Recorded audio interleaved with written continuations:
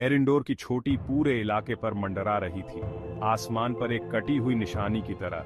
ये पहाड़ एक सख्त मालकिन थी। इसकी ढलान खतरनाक थी, बर्फ से ढकी हुई और धुंध में लिपटी हुई। हवा गुस्से वाली आत्माओं की तरह गरजती थी, उनकी आवाज घाटियों में गूंजती थी। दिन में सूरज बेरहमी से चमकता था, चट्टानों को तपाता हुआ। रातें बहुत ठंडी थीं, हड्डियों तक चुभने वाली। एरिंडोर की चोटी को चुनौती देने की हिम्मत बहुत कम लोग करते थे, और उससे भी कम लोग वापस लौटते थे। लेकिन कलिन डरने वालों में से नहीं था। उसकी आंखों में एक अजीब सी दृढ़ता थी। अपने कंधों पर वो एक टूटे हुए वादे का बोझ ढो रहा था। उसके गांव की यादें, जो अब राख हो चुका था, उसके हर कदम पर उसे आगे बढ़ा रही थी। वो अपनी सीमाओं से परे जा रहा था। उसकी मांसपेशियां विरोध में चीख रही थीं। पतली हवा उसकी सांसें चुरा रही थी। ऊपर की ओर उठने वाला उसका हर कदम पहाड़ के खिंचाव के खिलाफ एक जीत थी।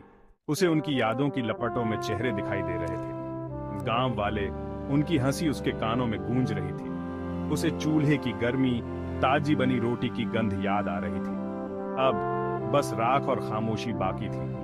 हमलावर रात में आए थे, अपने पीछे सिर्फ तबाही और निराशा छोड़ गए थे। कलिन का दिल उस गम से भरा हुआ था जो उसे अंदर ही अंदर खाए जा रहा था। दिन रात में धुंधले होते गए। चढ़ाई, दर्द और थकावट का एक धुंधला सा सफर बन गई थी। कलिन चट्टान से चिपका हुआ था। वो खतरनाक बर्फीले रास्तों और संकरे रास्तों से गुजरा। पहाड़ ने उसको परखा, उसे अपनी सीमा तक धकेल दिया। लेकिन हर चुनौती के साथ उसके अंदर कुछ बदल रहा था। बदले की आग, जो कभी उसे जलाई जा रही थी, अब धीमी पड़ने लगी थी। आखिरकार वो बर्फ की रेखा तक पहुंच गया। हवा पतली थी, सन्नाटा पूरा छाया हुआ था, और वहां एक अजीब सी चमक में नहाया हुआ शिखर था। छोटी से एक हल्की सी रोशनी आ रही थी।